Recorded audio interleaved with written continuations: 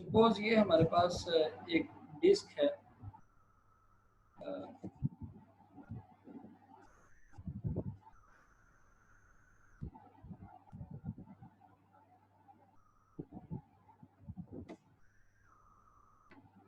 हमारे पास ये एक डिस्क है जिसमें आपके, जैसे हमने पहले जिक्र किया कि सिलेंडर्स होंगे, डिफरेंट सेक्टर्स, डिफरेंट ट्रैक्स को मिला के सिलेंडर्स बनाए जाएंगे।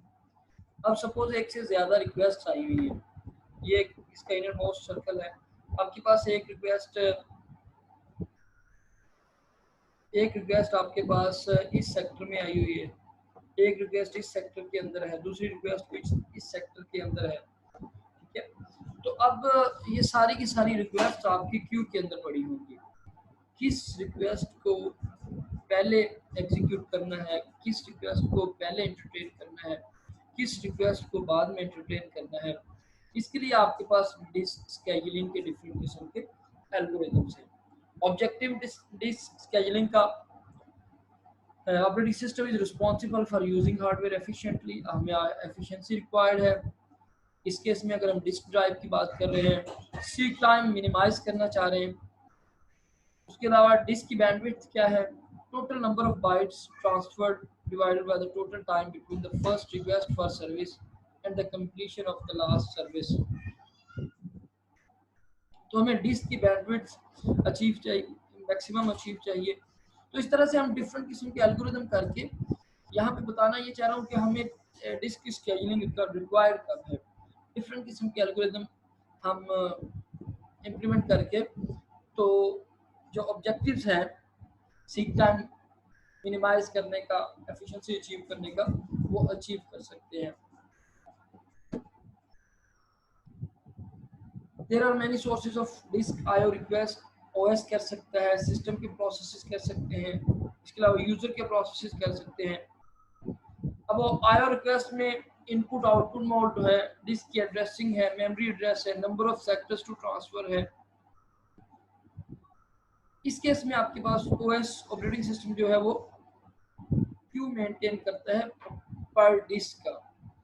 अब ये जो डिफरेंट किस्म के एल्गोरिदम्स हैं, हम इनको एक एक करके डिस्कस करते हैं। यहाँ पे हमारे पास एक सिनेरियो दिया गया है, drive controllers have small buffer and can manage A Q.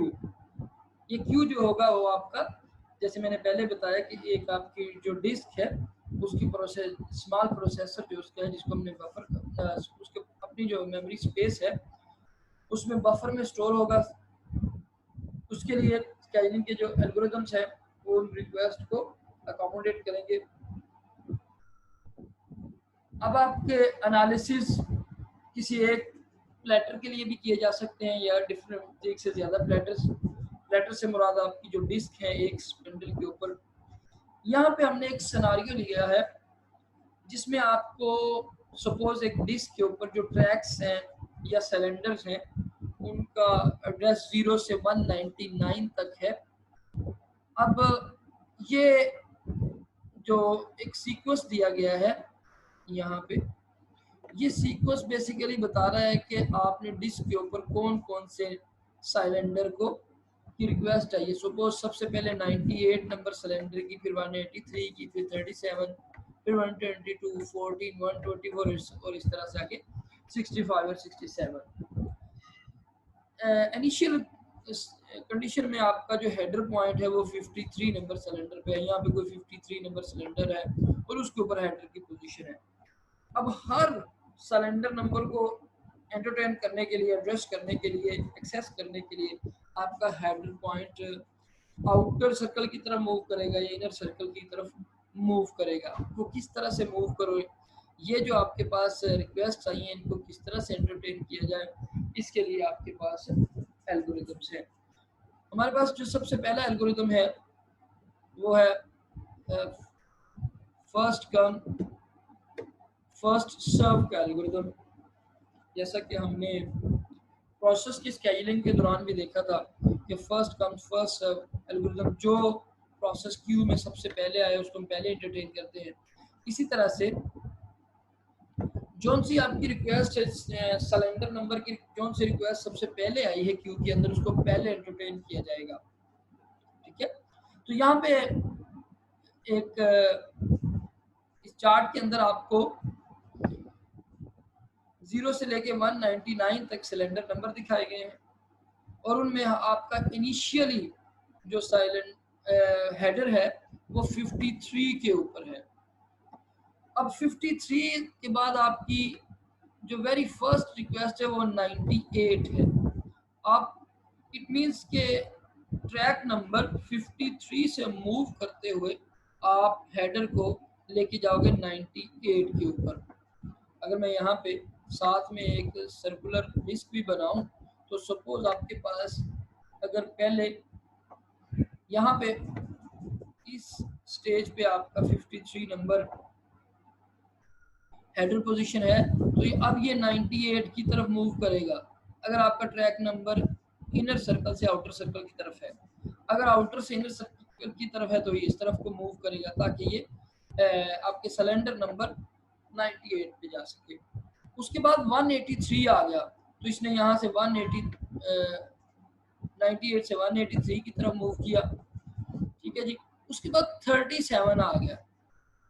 तो यहाँ पे आपको first come first serve algorithm का जो ड्रॉबैक है वो नजर आएगा कि जब वो 183 के ऊपर है, तो यहाँ से पूरी डिस्क को ट्रेवर्स करके या आपका स्पिंडल की जो हेडर की पोजीशन है वो सारी मूव करके 37 पे आएगी।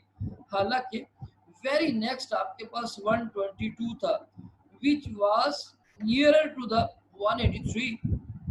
हमने ये सारी की सारी मूवमेंट पहले बैक की, अब फिर दोबारा उस तरफ को मूव कर रहे हैं।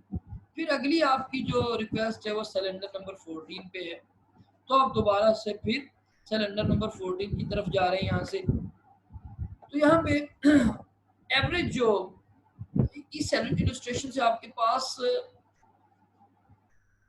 4 5 6 7 8 रिक्वेस्ट को एंटरटेन करने के लिए आपको 640 सिलेंडर्स की मूवमेंट रिक्वायर्ड है, जो कि फर्स्ट कम फर्स्ट सर्व का ड्रॉबैक है कि नहीं हम देख रहे कि माइट भी जो तीसरे नंबर पे आने वाली रिक्वेस्ट है वो वेरी फर्स्ट की रिक्वेस्ट से करीब हो, लेकिन हम कह रहे हैं कि हम सेकंड वाली को थर्ड से पहले एग्जीक्यूट करेंगे। यहीं से हमारे अगले एल्गोरिदम की बेस बनती है। हमारा जो नेक्स्ट एल्गोरिदम है वो आपके पास shortest seek time first. Seek time मैं पहले बता चुका हूँ कि आपके हेडर को आर्म को किसी सिलेंडर तक मूव करने के लिए जो टाइम रिक्वायर्ड है वो आपका सीक टाइम कहलाता है।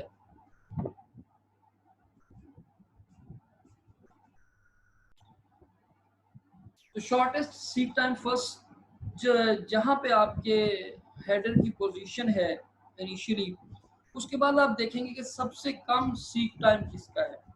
सीक टाइम हम पहले देख चुके हैं कि अगर आपके पास एक सर्कुलर ये आपके पास डिस्क है, तो जिस हेडर की पोजीशन इनिशियली जहां पे है वहां से मूव करते हुए जब उसने रिक्वायर्ड सिलेंडर पे या रिक्वायर्ड ट्रैक नंबर पे पहुंचना है, तो ये वाला जो टाइम है ये आपका सीक टाइम है। तो आप क्या करते हो जी कि जिस पोजीशन पे आपका हेडर है, आप उसका उससे सीक टाइम जिस रिक्वेस्ट का मिनिमम है आप पहले उसको एक्सेस कर लेते हो SSTF में, शॉर्टेस्ट सीक टाइम फर्स्ट।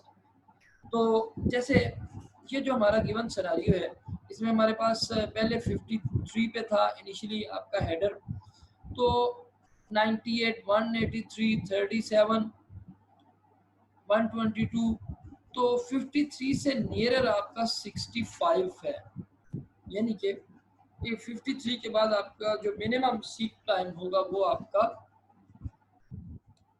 यहाँ पे 65 है। तो आप यहाँ पे 65 पे मूव कर जाओगे, मीन कि बाकी सारे की सारी रिक्वेस्ट को इग्नोर करोगे और 65 को एंटरटेन करोगे। उसके बाद अब जो रिमेनिंग आपका सेट है उसमें से सबसे करीब कौन सा आपका सीक टाइम है, तो कम किसका है। डेफिनेटली साथ ही आपके 67 पड़ा, तो आपने 67 को यहाँ पे एग्जीक्यूट करवाया। ये एक्सेस करवाया, एंटरटेन किया। उसके बाद 67 के बाद आपको पता चला कि यहाँ पे अगला जो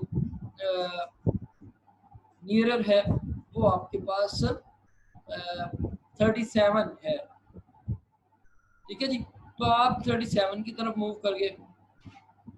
उसके बाद जो मिनिमम सीक टाइम जिसका है, उसके बाद अगला जो आपके पास आ रहा है वो 98 है।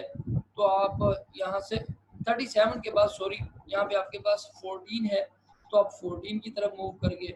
फिर नेक्स्ट आपको कम 98 मिला तो आप 98 पे आ गए। फिर आप नेक्स्ट आप कहाँ पे चले गए, 122 पे। फिर आप नेक्स्ट एंड पे आपने 183 को एंटरटेन के लिए एक्सेस किया। तो इस तरह से जैसे हमने प्रोसेस के केस में शॉर्टेस्ट जॉब फर्स्ट एल्गोरिथम पढ़ा था, यहाँ पे हमारे पास SSTF है कि जो जिसका सीक टाइम कम है उसको एंटरटेन करो। लेकिन इसमें जो एक drawback shortest seek time first का जो ड्रॉबैक हो सकता है कि सपोज आपका कंट्रोल यहाँ पे है तो नेक्स्ट आपकी, या सपोज यहाँ पे है तो नेक्स्ट आपकी जो रिक्वेस्ट आई है वो आपकी 98 के करीब आ गई। यहाँ पे इस जगह पे इसी दौरान आपकी एक और रिक्वेस्ट आ गई जो कि ये वाला पोजीशन दे रही थी, तो आप इस तरफ को मूव कर गए। ठीक है जी, नेक्स्ट फिर इसके बाद ये आ गई, आप इस तरफ को मूव कर गए। फिर उसके बाद करीब आ गई, फिर करीब आ गई। मीन्स के आप जो इससे फार अवे जिसका सीक टाइम ज्यादा है उसकी तरफ जा ही नहीं रहे। तो इस तरह से खदशा है कि SSTF के दौरान में आपकी स्टारवेशन का इशू आ सकता है।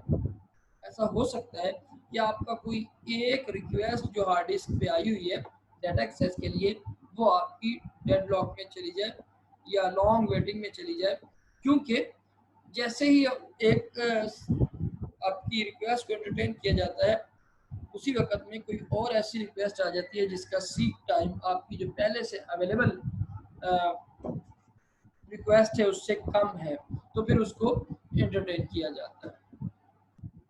यहीं से हमारा फिर नेक्स्ट एल्गोरिदम, अगला एल्गोरिदम की बेस निकलती है जो कि आपके पास है स्कैन के एल्गोरिदम। स्कैन एल्गोरिदम कहता है कि पूरी की पूरी डिस्क को स्कैन करो एक साइड से लेके दूसरी साइड। जहां जहां पे आपको रिक्वेस्ट मिलती जाती हैं और जिस जिस सिलेंडर पे आपको रिक्वेस्ट आई हैं, जिस जिस सिलेंडर की वहां से डाटा एक्सेस कर दो। मीन्स के अगर आपके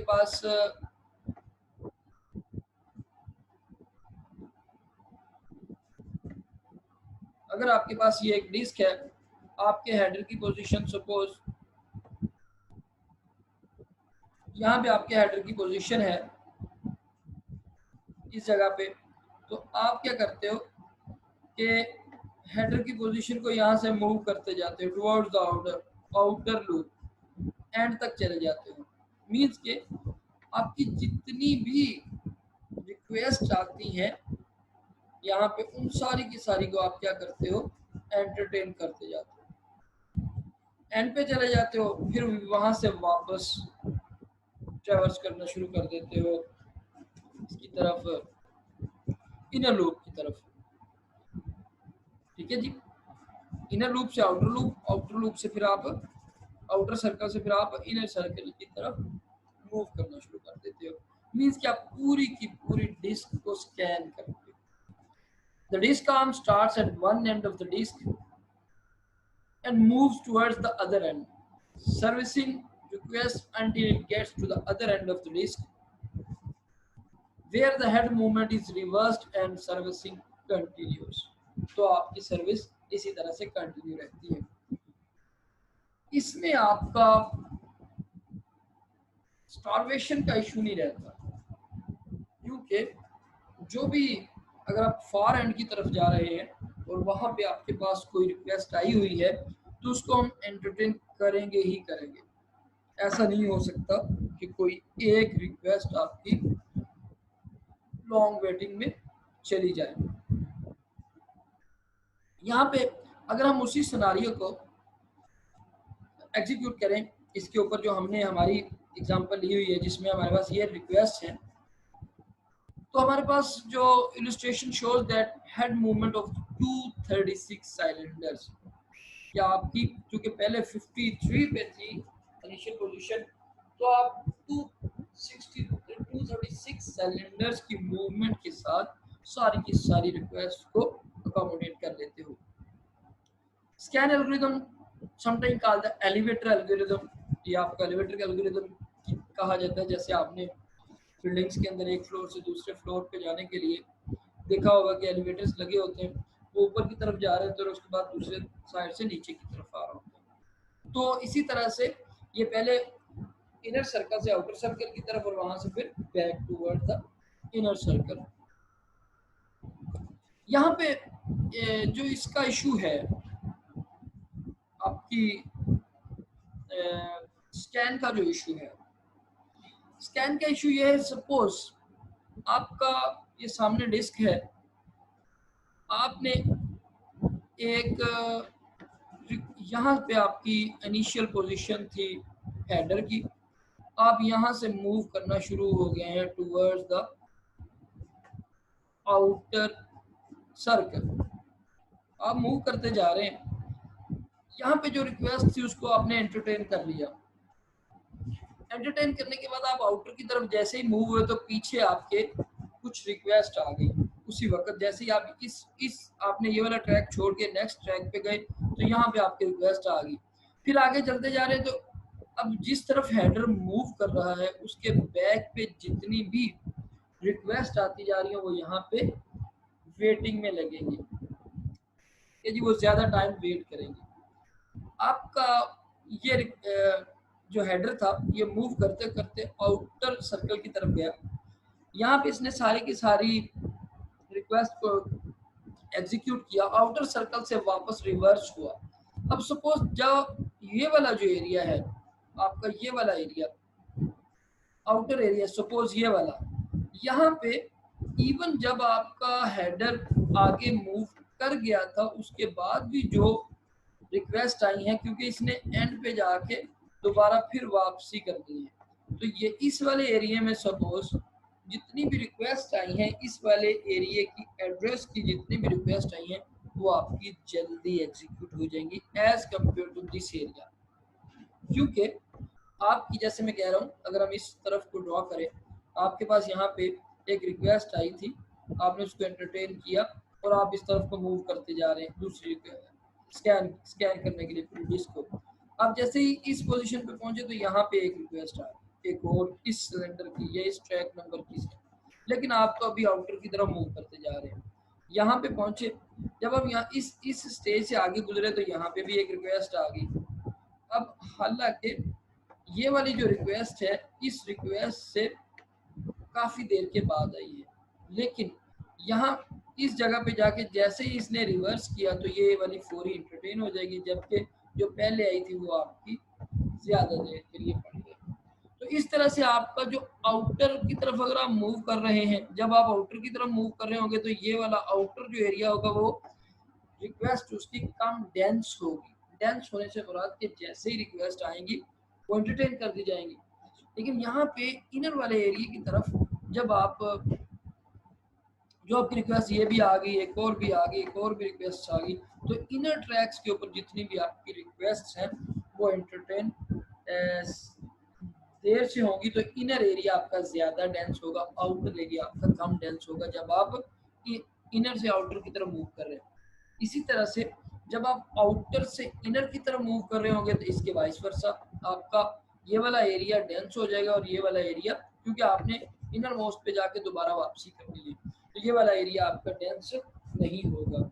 यहाँ पे यही बात जारी कि if request are uniformly dense, largest density at other end of disk and those wait the longest, दूसरे एंड पे जो आपकी रिक्वेस्ट है वो ज्यादा डेंस होगी और वो ज्यादा वेट करेंगी। इसी प्रॉब्लम का सॉल्यूशन देता है हमारा नेक्स्ट एल्गोरिथम जो है आपका सी स्कैन। जी, यहाँ पे स्कैन का काउंट बताया गया है कि स्कैन की मूवमेंट बताई गई है। इसको देख लेते हैं पहले कि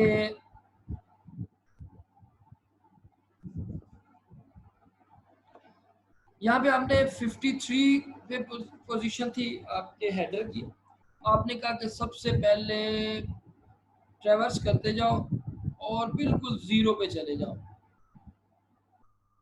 ठीक है जी, आपने हेडर को मूव किया, मूव करते करते करते करते करते करते आप जीरो पे चले गए, सपोज इनर एंड पे चले गए, इनर सर्कल पे। यहाँ से फिर आपने दोबारा वापस आना शुरू कर दी, जोन जोन सी सिलेंडर की रिक्वेस्ट आती जा रही है उसको आप एंटरटेन करते जा रहे हैं। 199 से आए, यहाँ से फिर आप वापसी ले लेंगे। ठीक है जी, और इस तरह से आप मूव करते जाएंगे। तो इस केस में आपके पास जो यहाँ पे सिनारियो दिखाया गया कि सबसे पहले 98 था, तो उसने 98 की तरफ नहीं गया, पीछे को मूव करना शुरू हुआ, तो सबसे पहले आपका 37 एंटरटेन हो गया। उसके बाद आपका 14, फिर आप जीरो पे गए, जीरो पे कोई नहीं था, तो फिर आप दोबारा से 65, 67, 98 और इस तरह से आप मूव करते जा रहे हैं। तो स्कैन का एल्गोरिदम यहाँ पे आपको स्टारवेशन से बचा रहा है, और आपका टोटल जो साइकिल्स ट्रेवर्स हुए वो भी कम है, यानी कि 53 आपके ये सिलेंडर्स मूव हुए। और अगर आप 183 की बात करें तो 183 ये है, 183 प्लस 53, तो ये आपके पास तकरीबन 136 जो है वो मूव हुए, सिलेंडर्स को मूव हुए 236, सॉरी। तो ये भी वो उतनी ही सिलेंडर मूव है जो हमारे पहले एल्गोरिदम के केस में था, और यहाँ पे आपको स्टारवेशन से बचा लिया गया है इस एल्गोरिदम के अंदर। लेकिन यहाँ पे इशू क्या है कि आपका एक एंड जो है डिस्क का वो डेंस है as compare to the other end. इसका सोल्यूशन के लिए हम नेक्स्ट देखते हैं आपके पास जी, इसका सोल्यूशन हमारे पास सी स्कैन के केस में है। सी स्कैन क्या है? Circular scan. जैसे आप एक सर्कुलर एरे ड्रा कर देते हैं ना, कि सपोज है तो डिस्क भी आपकी एरे ही ना, तो सर्कुलर एरे एरे हम किस तरह से ड्रा करते हैं जी, कि आपके पास सपोज ये एक एरे है, ठीक है जी, ये उसके सेल्स हैं, तो हम इसके सेल्स का एड्रेस इस तरह से रखते हैं कि ये अगर आपका सेल, ये वाला सेल का एड्रेस 0 है, इसकी ये 1 है, ये 2 है, ये 3 है, और ये आपका एड्रेस 4 है। 4 के बाद अगला एड्रेस जो आएगा वो 0 आएगा, मीन्स के हम आखिरी एड्रेस पे पहुंचने के बाद दोबारा से फिर 0 एड्रेस पे आ जाते हैं सर्कुलर एरे में। तो इसी तरह से स्कैन का जो एल्गोरिदम है वो कहता है कि आप डिस्क को एक इनर सर्कल से ट्रेवर्स करना शुरू करें। सपोज ये आपके पास सर्कल है, तो आप इनर से आउटर की तरफ मूव करना शुरू करें। रास्ते में जितने भी आपकी जोन जोन सी सिलेंडर्स की डिमांड आई हुई वो वाले सारे सिलेंडर्स का डाटा एक्सेस करें, यहाँ से वापसी ना करें, दोबारा फिर यहाँ से स्टार्ट करें, इस एरिया से, फिर इसी एरिया से स्टार्ट करें, फिर इसी एरिया से स्टार्ट करें। तो डेफिनेटली इसमें आपका स्टारवेशन का इशू भी रिजॉल्व हो रहा है, और डेंसिटी जो आपका एक एंड डेप्थ हो रहा था वो है, वो भी आपका सॉल्यूशन यहाँ पे आपको मिल रहा है। यहाँ पे जैसे provides a more uniform wait time than scan. Uniform wait time है, ऐसा नहीं है कि कुछ रिक्वेस्ट ज़्यादा वेट कर रही है, कुछ रिक्वेस्ट कम वेट कर रही है। The head moves from one end of the disk to the other, servicing request as it goes. When it reaches the other end, it immediately returns to the beginning of the disk without servicing any request on the return trip. वापसी पे आते हुए आपका जो header है वो किसी भी एक रिक्वेस्ट को एग्जीक्यूट नहीं करता या डाटा नहीं प्रोवाइड करता, वो दोबारा से उसी एंड पे जाता है जिस एंड से वो स्टार्ट हुआ था। Treats the cylinder as a circular list that wraps around from the last cylinder to the first one। जिस तरह से मैंने आपको ये बात की, अगर ये सिलेंडर नंबर्स हैं तो आपको आखिरी सिलेंडर नंबर के बाद 0 सिलेंडर मिलेगा। इस केस में अगर आप वही हमारे वाला सिनारियो या केस देखें तो हमारे पास total number of cylinders movement कितनी आएगी। डेफिनेटली अगर आपकी इनिशियल कंडीशन 53 है और आप 53 से आपने एक ही एंड पे चलना है तो आप इनिशियली 0 पे चले जाओगे। 53 मूवमेंट ये वाली है और उसके बाद आपने पूरी डिस्क स्कैन करनी है, तो इसके केस में आपके पास 236 मूवमेंट ही आएगी। लेकिन इसमें आपका जो रिक्वेस्ट की यूनिफॉर्म वेटिंग टाइम था वो ज़रूर अचीव हुआ है यहाँ पे। इसके बाद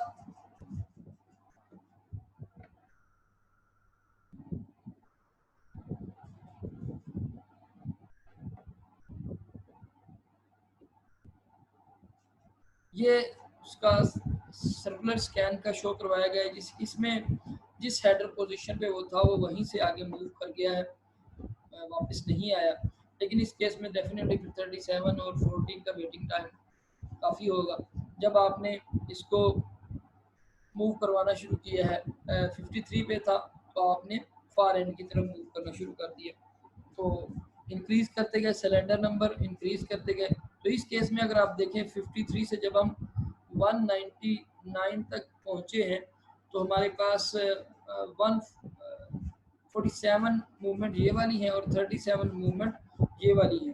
तो इस तरह से आपके पास 147 और 37 देखा जाए तो तकरीबन 184 मूवमेंट्स आपकी यहाँ पे हो रही है। तो इस तरह 187 आपकी 287 187 आपके पास सिलेंडर्स मूव हुए जो कि 236 की निस्बत कम, नंबर ऑफ सिलेंडर्स कम है। और साथ में आपको स्टारवेशन भी आपकी यहाँ पे अवॉइड हुई है, प्लस आपने रिक्वेस्ट को यूनिफॉर्म वेटिंग टाइम पे भी रखा है। नेक्स्ट आपके पास आ जाता है सी लुक। सी लुक क्या है जी? Version of scan. C look a version of C-scan armorly goes as far as the last request in each direction, then reverse the direction immediately without first going all the way to the end of the disk. हमने जो scan पढ़ा और सी scan पढ़ा उसमें हमें 183 पे, अगर मैं उसी डायग्राम को दोबारा दिखा सकूं, हमें आखिरी रिक्वेस्ट जो थी वो 183 पे मिल गई थी, but still the arm keep going towards the last address of the cylinder। ये वाला एरिया आपका फिर भी मूव हुआ, हालांकि हमारे पास यहाँ पे 199 की कोई रिक्वेस्ट नहीं थी, लेकिन हम एंड तक फिर भी गए। और उसके बाद हमारे पास यहाँ पे 14 की रिक्वेस्ट थी, हम 0 से स्टार्ट हुए। तो आपका जो सी लुक है, सी लुक बेसिकली स्कैन जरूर करें आप टुवर्ड्स द इंक्रीजिंग डायरेक्शन या डिक्रीजिंग डायरेक्शन, लेकिन वो कहता है कि आप जहाँ पे आपको लास्ट रिक्वेस्ट मिल गई है, लास्ट रिक्वेस्ट आपने एंटरटेन कर ली है, वहाँ से आप रिवर्स स्टार्ट कर दें। फिर जैसे यहाँ पे आपको 14 पे मिली थी, 14 से आगे 0 की तरफ जाने की जरूरत नहीं है, आप 14 से दोबारा रिवर्स स्टार्ट कर दें। तो सी लुक इस तरह से काम करता है। हम नेक्स्ट देखते हैं उसका टेबल भी।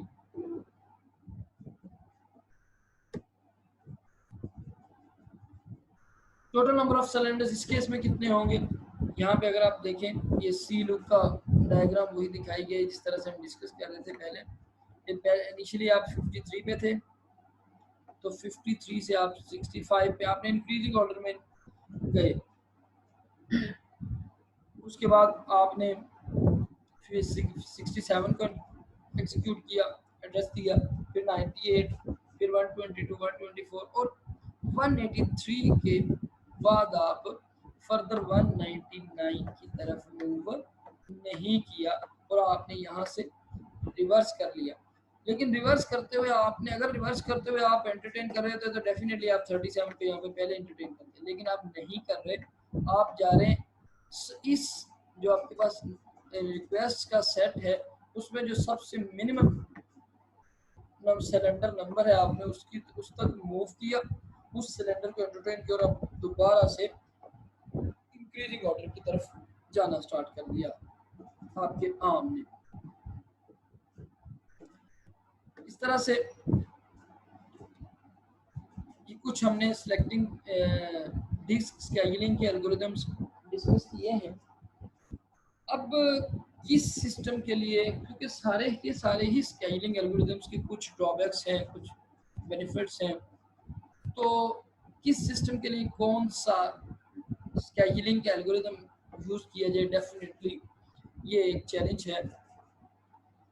Normally SSTF is common and has a natural appeal. वो कॉमन यूज होता है कि आप सीक टाइम जिसका सबसे कम है उसको ले लें। Scan and C scan perform better for system that place a heavy load on the disk. अगर आपकी लोड हैवी है डिस्क के ऊपर तो उसके लिए स्कैन बेहतर रहेगा, क्योंकि SSTF अगर आप अप्लाई करेंगे तो आपके स्टारवेशन आने के बहुत ज़्यादा चांसेस हैं, क्योंकि जिस जगह पे आपका हेडर पोजीशन अवेलेबल है आपका हेडर वहीं पे मूव करता रहेगा। अगर आपके पास डाटा बड़ा फ्रिक्वेंटली एक्सेस किया जा रहा है तो आपका डाटा, आपकी जो आर्म पोजीशन है वो दूसरी तरफ मूव नहीं कर सकेगी। Performance depends on the number and types of request. Definitely किस तरह की रिक्वेस्ट आ रही हैं, अगर आपकी करीबी ट्रैक्स में से आ रही हैं तो डेफिनेटली SSTF वहाँ पे बेहतर रहेगा कि वो वही उसको मूव करवाता जाएगा। और उसके बाद कितनी फ्रिक्वेंसी से आ रही हैं ये भी परफॉर्मेंस पे डिपेंड करते हैं चीज़। Request for disk service can be influenced by the file allocation method. जिस तरह से हम फाइल एलोकेशन मेथड के लिए टेक्निक्स यूज करते हैं उसी तरह से आपकी डिस्क सर्विसेज को भी उसी से आप मैप कर सकते हैं। अब ऑपरेटिंग सिस्टम में डिस्क स्केजुलिंग का जो एल्गोरिदम है ये एक सेपरेट मॉड्यूल के तौर पे लिखा जाना बेटर है, allowing it to be replaced with a different algorithm if necessary। अगर आप फील करते हैं कि यहाँ पे SSTF नहीं चलेगा, स्कैन चलेगा, तो आप उसको ताकि मूव कर सकें। either SSTF or look is a reasonable choice for the default algorithm। वो जिस तरह से हमने बात की कि हर सिस्टम लेवल पे आपकी डिफरेंट किस्म के एल्गोरिदम डिफरेंट परफॉर्म करेंगे। अब अगर आपके पास रोटेशनल लेटेंसी की अगर बात करें तो हमने अभी तक सिर्फ सीक टाइम की बात की है, हमने रोटेशनल लेटेंसी को कंसीडर ही नहीं किया। लेकिन ऑपरेटिंग सिस्टम के लिए रोटेशनल लेटेंसी कैलकुलेट करना डिफिकल्ट, क्योंकि अगर कोई ऐसी रिक्वेस्ट आती है जो कि आपके आउटर मोस्ट सर्कल पे है तो उसकी चूंकि नंबर ऑफ सेक्टर्स ज़्यादा हैं तो वहाँ पे रोटेशनल लेटेंसी ज़्यादा आने के चांसेस हैं। इनर मोस्ट सर्कल पे अगर कोई सिलेंडर की बात कर रहे हैं तो वहाँ पे रोटेशनल लेटेंसी कम आएगी। इसकी वाइस वर्सा भी हो सकती है। इवन अगर आप आउटर मोस्ट सेक्टर के ऊपर है, ट्रैक के ऊपर हैं और जिस पे आपके हेडर की पोजीशन है अभी उससे नेक्स्ट जो सेक्टर है या सेक्शन है उसकी एक्सेस आ गई है तो आपकी रोटेशनल लेटेंसी कुछ भी नहीं होगी।